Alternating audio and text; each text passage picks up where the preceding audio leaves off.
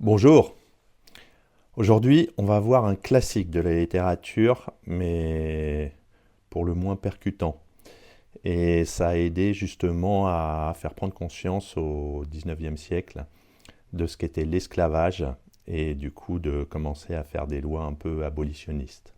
Ça s'appelle La Casse de l'oncle Tom, que un grand nombre d'entre vous doivent connaître. Ça a été publié en 1852. Et ça a joué donc un rôle important dans la sensibilisation du public américain et international sur les horreurs de l'esclavage.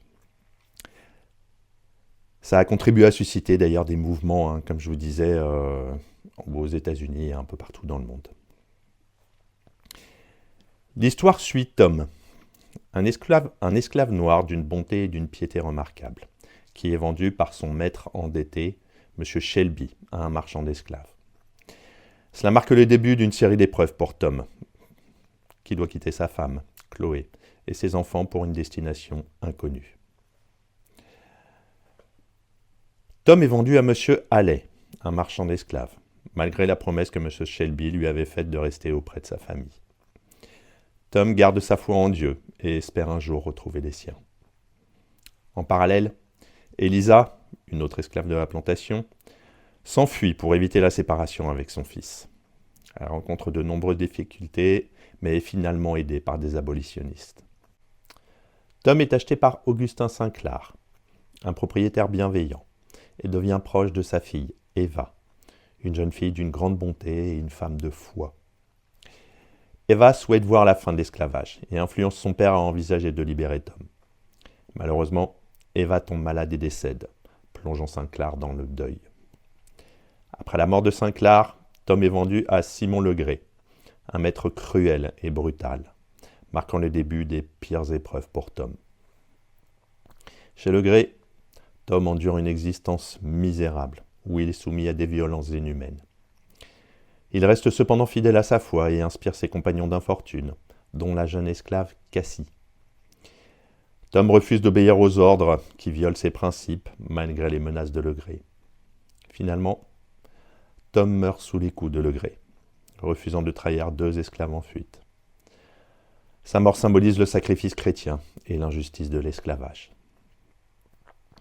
À la suite de la mort de Tom, George Shelby, le fils de son ancien maître, libère ses propres esclaves, inspiré par l'esprit de sacrifice et de dignité de Tom. Cela reflète la répercussion du message de Tom au-delà de sa propre vie. C'est un résumé extrêmement simplifié et si toutefois vous voulez lire le livre, attendez-vous à des moments qui sont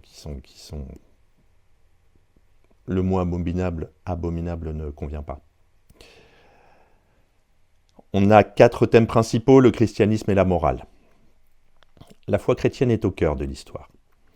Tom est dépeint comme un martyr, une figure christique, qui préfère mourir que de compromettre sa foi et ses valeurs. Stowe montre le christianisme comme un moyen de résistance intérieure pour les esclaves et comme un appel à l'action pour les lecteurs chrétiens. Ensuite, on a l'hypocrisie et les différentes formes d'esclavage.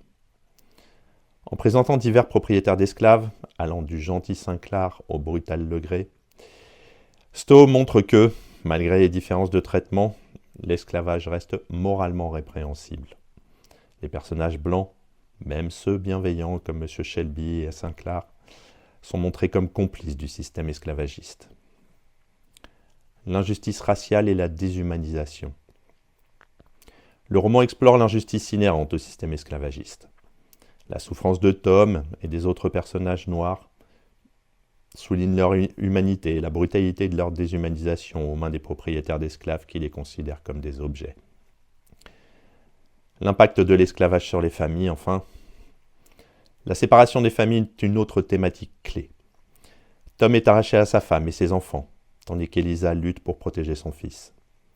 Stowe utilise ces éléments pour montrer l'horreur de l'esclavage au niveau personnel et pas seulement politique. La Casse de l'oncle Tom a rencontré un succès phénoménal et a été largement acclamé par la critique aux États-Unis. Il a également suscité de vives réactions, de très vives réactions dans le sud des États-Unis toujours, où il a été perçu comme une attaque contre le mode de vie sudiste. Cependant, certaines critiques modernes soulignent les stéréotypes raciaux présents dans le livre et questionnent la manière dont les personnages noirs sont représentés, souvent comme des figures passives. En conclusion, La case de l'oncle Tom est à la fois un témoignage historique et un puissant plaidoyer contre l'injustice. À travers le sacrifice et la foi de Tom, Harriet Stowe a su créer un personnage symbolique qui a marqué les consciences. Le roman demeure un document, j'insiste là-dessus, important pour comprendre l'Amérique d'avant la guerre civile et les origines des luttes pour les droits civiques. À bientôt.